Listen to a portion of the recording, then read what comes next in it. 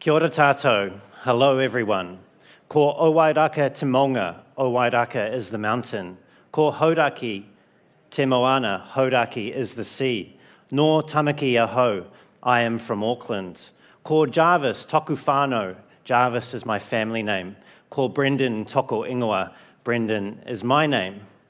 Tēnā tātou katoa. Greetings to one and all.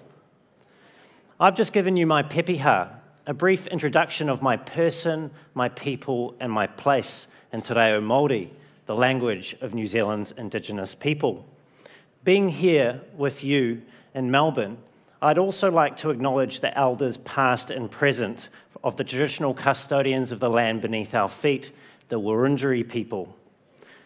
As its people like us, design people, in all of our rich diversity, shared humanity, and currently increasing levels of existential anxiety that I'm here for today. Because just a couple of short years ago, it really felt that design had finally arrived. You know what I'm talking about, admit it. It was the best of times. Organizations were hiring us faster than they could think. How good were those pay rises?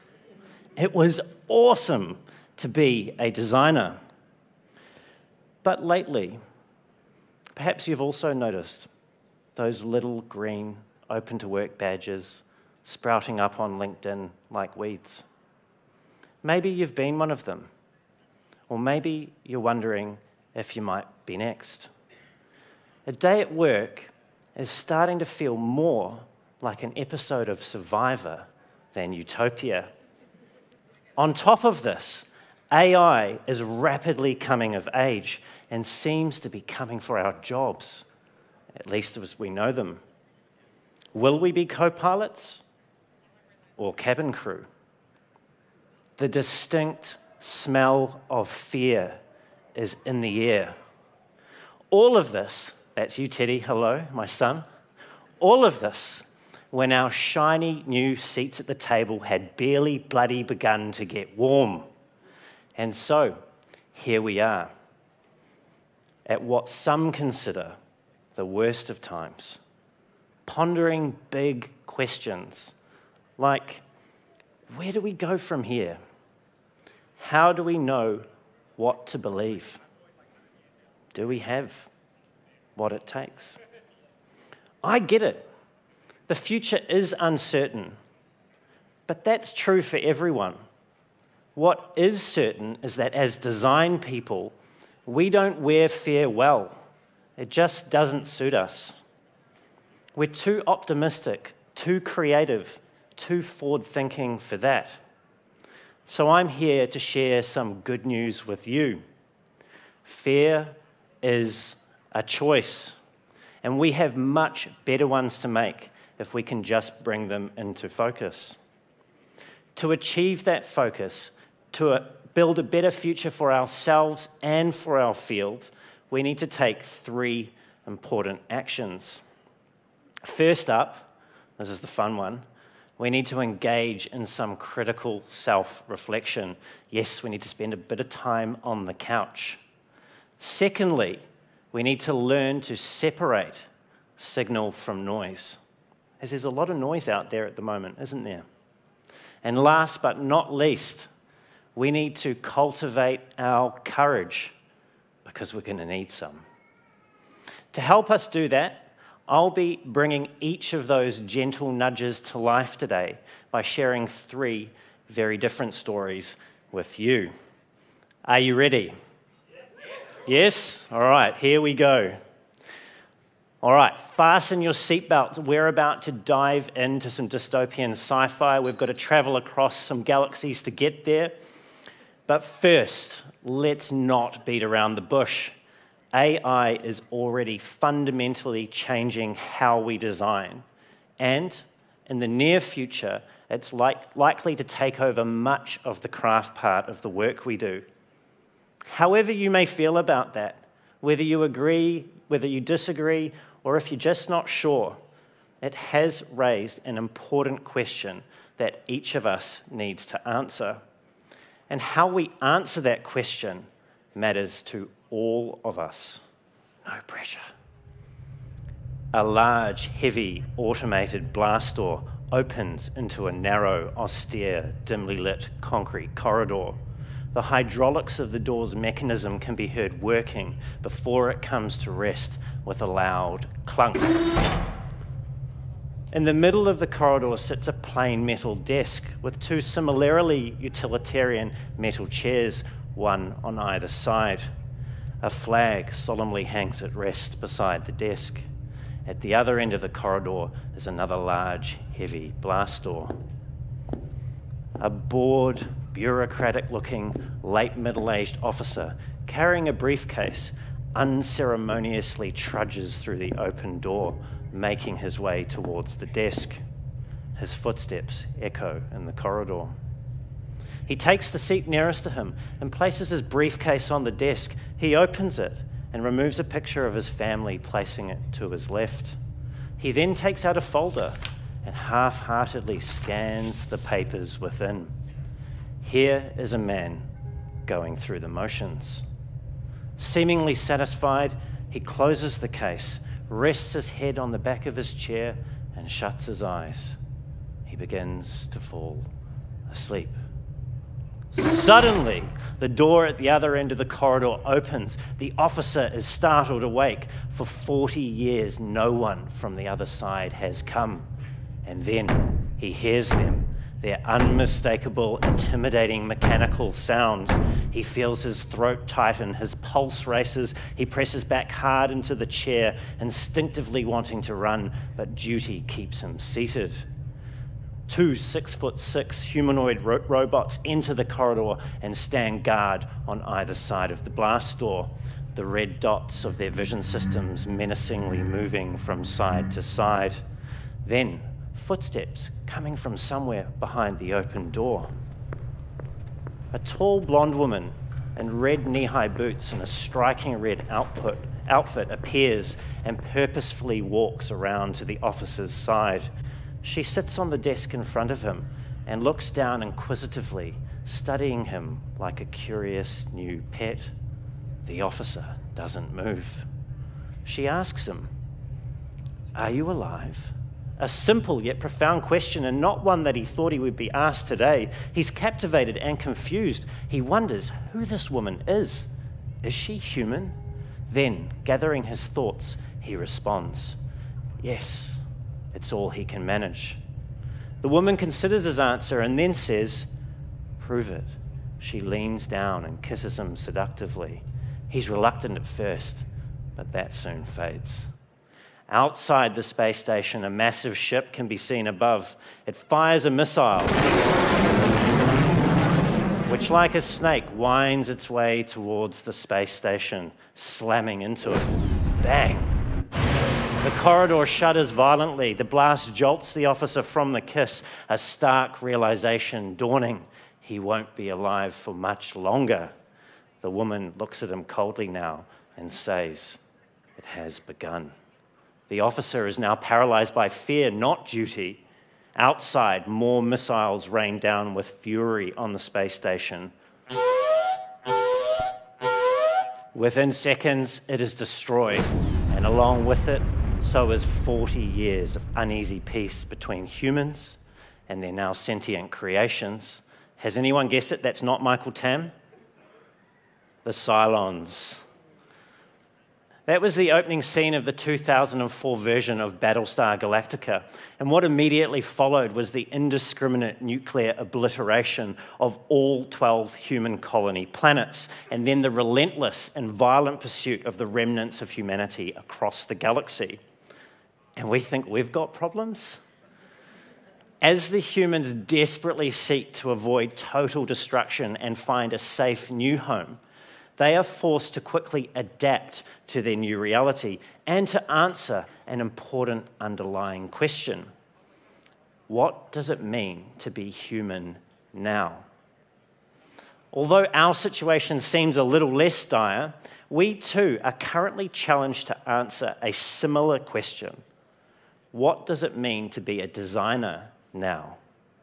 because we find ourselves riding a new technological wave. And like those fictional human survivors, the stakes are high. It's part terrifying, part exciting, isn't it?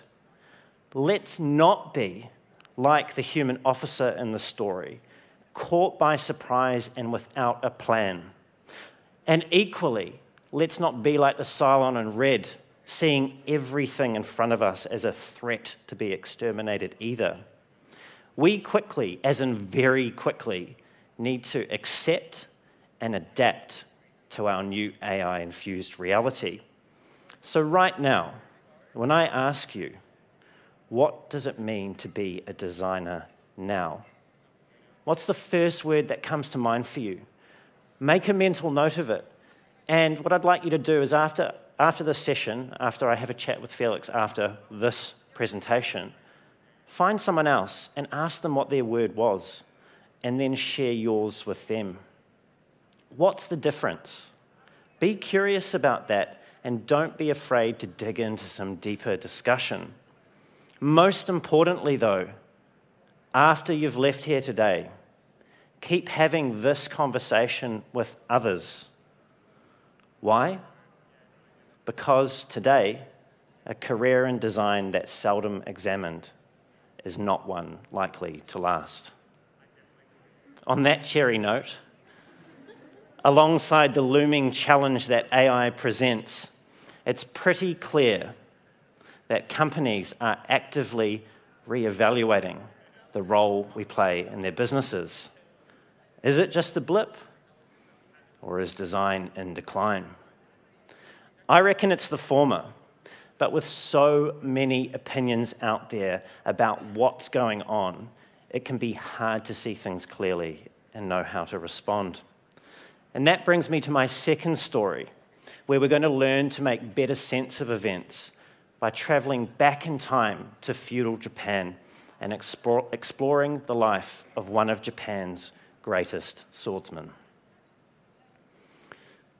Miyamoto Musashi was born in 1584 in the Harima province of Japan. And if you could choose a peaceful place and time for your birth, this would not be it. Japan's most powerful clans were at war, a war that would last 136 years. The son of an accomplished samurai, Musashi was trained from an early age by his father in the martial arts. And when he found himself an orphan at the age of 10, he was taken in by his uncle, a Buddhist warrior monk who completed his training. When he was just 13, much to his uncle's distress, he challenged a much more experienced and older samurai named Arima Kihei. This was no play fight. It was a duel to the death. Unfortunately for Kihei, it did not have a happy ending. Musashi, wielding a quarterstaff, charged at him, knocked him to the ground, and let's just say he didn't get back up again. Just a few short years later, in 1600, at the still tender age of 16, Musashi found himself fighting in the Battle of Sekigahara. This would turn out to be one of the most decisive and important battles in Japanese history because it paved the way for the victorious Tokugawa Ieyasu to unite Japan. So if you've seen Shogun recently or watched the show or read the book, this is basically the period of history that's based on. This time, Musashi was not on the winning side, and while he survived the battle and subsequent massacre, he became what is known as a ronin, a samurai without a master. In the years that followed, in search of meaning, Musashi undertook what was called a musha shugyo, a warrior's pilgrimage, where he engaged in over 60 duels, continuing to refine his swordsmanship. He didn't just fight, though.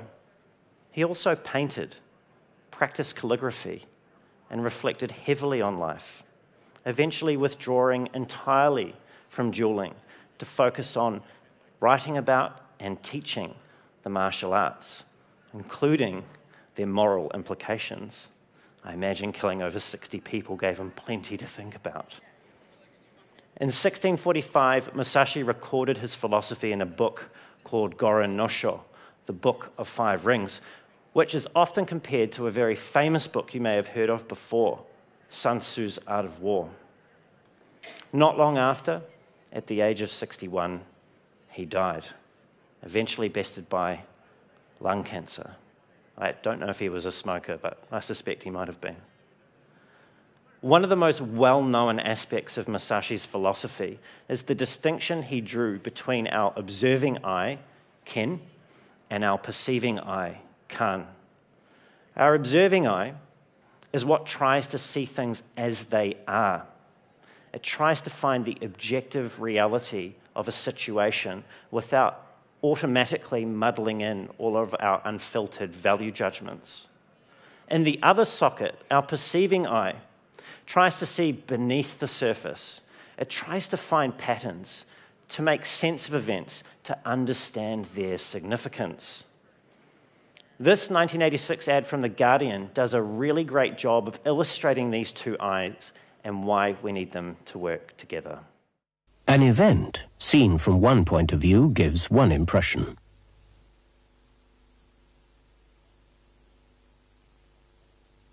Seen from another point of view, it gives quite a different impression.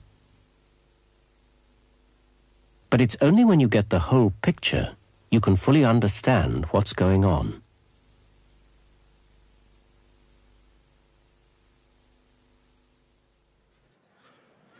After watching that, I hope you can see that it's this deliberate mental suspension from what is happening and what it means that helps us to get the whole picture.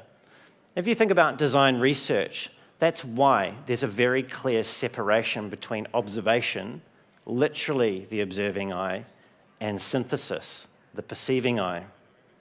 But how can we make practical, everyday use of this? It's a lovely story about a samurai and a couple of eyes, right? The next time something unwelcome happens in your day, like that stakeholder criticizes your design unfairly again, or someone stands on a stage and tells you the sky is falling on our field, take a moment before you rush to judgment. Give yourself a chance to separate what you're experiencing from what you think it means. Take a breath and ask yourself, am I getting the whole picture? Now, I've got what might sound like some bad news. To paraphrase Epictetus, a first-century Greek philosopher, some things are up to us, and some things are not up to us. Just like the movements of an opposing samurai, your company's decision to let you or your colleagues go, or how AI eventually impacts our field, fall into the category of things that are largely, if not entirely, outside of your control. But that does not leave you powerless. It's merely a constraint. And as every great designer knows, constraints breed creativity. I help you out there. What is and always will be up to you is how you choose to respond to the things that you don't or only partially control. And the way you do that is driven by the stories you tell yourself about them. If you can bring both of your eyes into focus, your ken and your kan, you'll be more likely to see what is up to you and be able to use that to create a more accurate and more useful story. Let's speak plainly now. It's not a guarantee of a positive outcome. This is not that kind of talk. There are no silver bullets, but it is a powerful technique that you can use to make better decisions.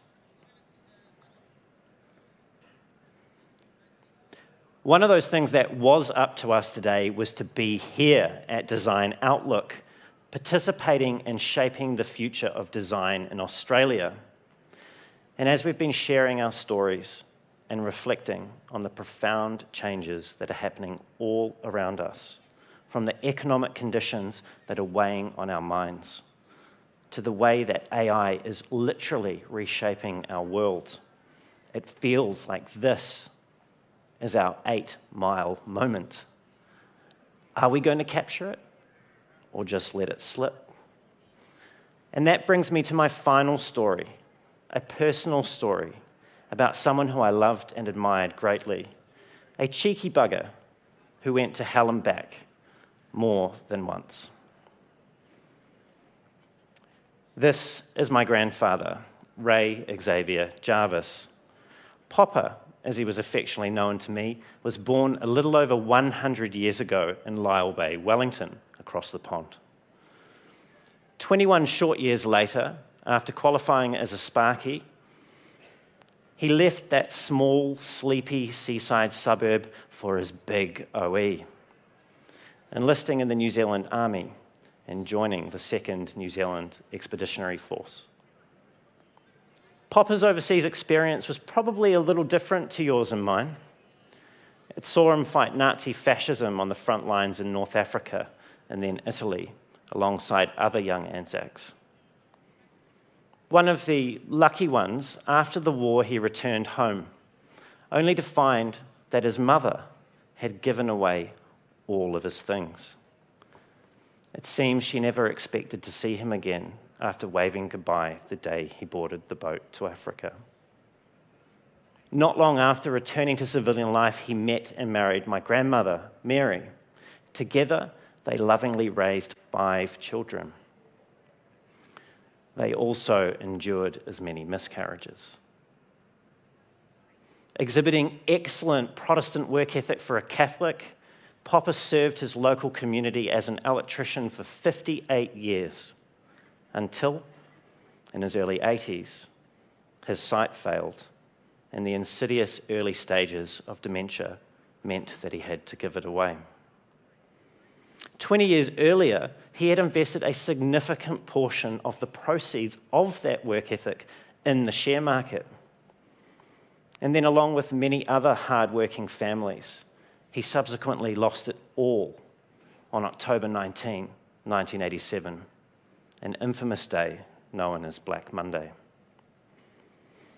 There was probably an awkward conversation that night between Ray and Mary over the dinner table, but from what I'm told, Popper just got back to work the next day. I lived next door to my grandparents growing up, and I went many places with my Popper.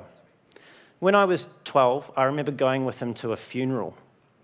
It wasn't just any funeral, though. It was his best mate's, George O'Leary.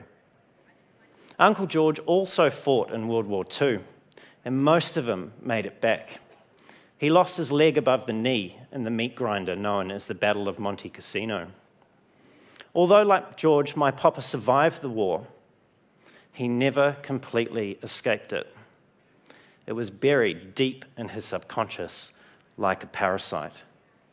It would often show itself late at night in the form of sleep sweats, something that I've since learned is a symptom of PTSD. I guess it had to come out somehow, as like many in his generation, he rarely spoke about the war. But over the years, it became clear to those who were privileged enough to share his confidence that he had seen many of his mates lose their lives. And yet, he almost always had a cheeky twinkle in his eye. He was a merciless shit stirrer. Even after all the death, all the heartbreak and loss, he kept choosing to be a kind, generous, and good-humoured person.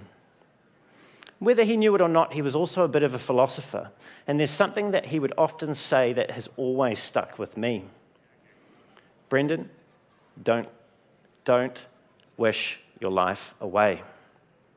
Don't wish your life away. I admit I didn't fully understand it then, but I do now. It was his way of reminding me to appreciate what I had and not worry about what I didn't, especially, maybe you can connect with this, some people in the audience, when things weren't going my way, as they somewhat don't feel like for us at the moment, or for some of us. The thing is, I reckon Ray believed that he was lucky to be here, whatever his circumstances, and I think he wanted others to believe that about themselves too. Because this Life doesn't last forever.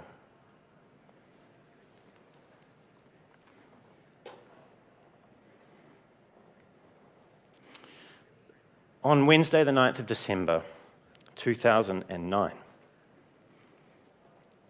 as he was laying in a hospital bed dying, I remember wiping his brow with a cold, wet flannel and looking into his tired eyes. He couldn't speak.